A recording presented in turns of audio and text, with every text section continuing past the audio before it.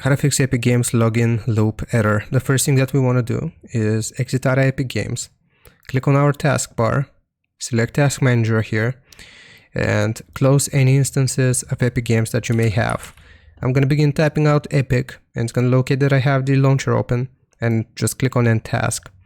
After we have done this, open up our computer search engine, and we want to search for Run. So just open up this application here, Run application, and type this %local app data %. So %local app data %, and press enter or OK. Now what we're going to do here is click on any folder and type E, so we're able to locate all of these Epic Games folders. What we want to do is just delete all of these folders here completely. So highlight all of them and delete them.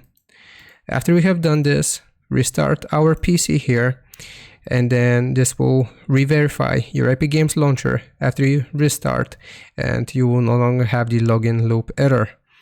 Hope this helps. Leave a like and sub, and I'll see you next time.